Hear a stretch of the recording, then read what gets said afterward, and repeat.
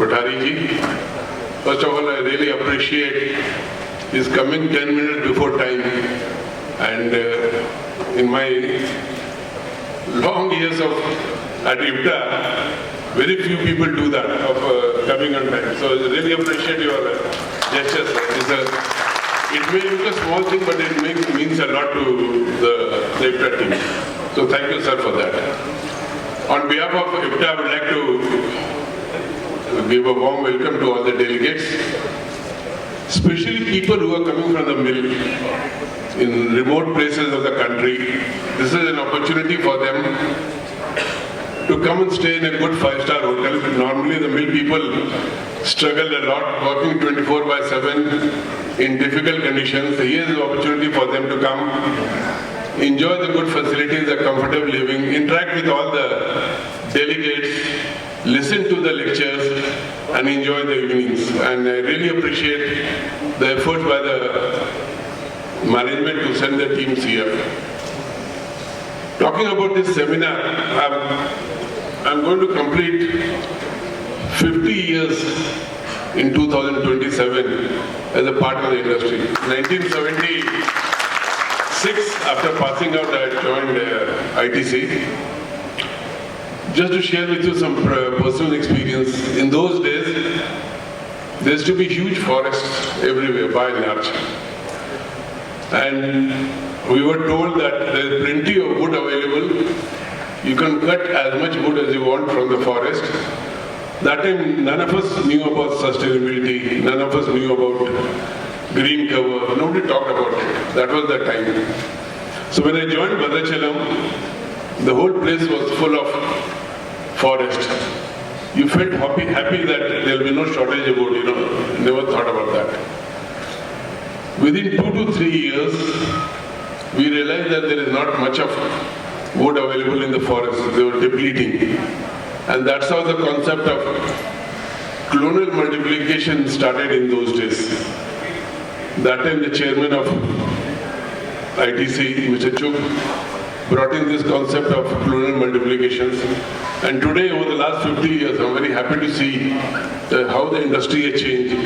Today, I don't think even a ton of wood is cut from the forest. It's all plantations grown with the farmers. And that is where the journey of sustainability for the pulp and paper industry started. This is one example of how paper industry has become more sustainable. In those days, whenever I went on leave and I came back from leave, and I used to see the chimney, the recovery boiler chimney throwing out white smoke, the coal-fired boiler chimney throwing out black smoke. And I felt very happy that the mill is running. That was the indication. From a distance of 30 to 40 kilometers, I felt very happy about it. That smoke is coming out of the chimney. Today, in the last 30, 40 years, any smoke coming out of the chimney is considered there's something wrong with the mill. And you don't see any smoke coming out. If there's a smoke coming out, immediately you are told either by your own management or by the pollution control board, please stop the mill. So this is how things have changed.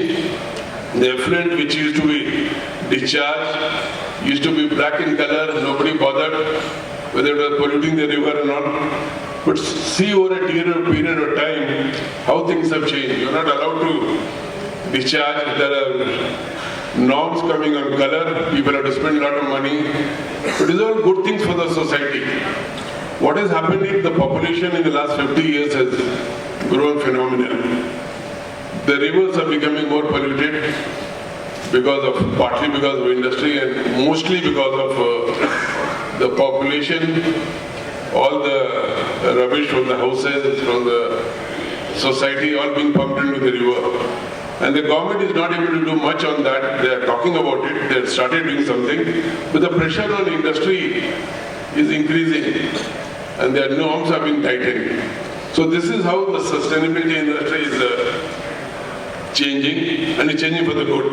And we have to prepare ourselves in that direction. In the next 50 years, we will become, I'm very confident, paper industry will become more and more sustainable, more and more responsible. The purpose of this conference is to talk about it, how are we going to survive in the next decade, next 2 decades, by becoming more competitive. There's a huge opportunity.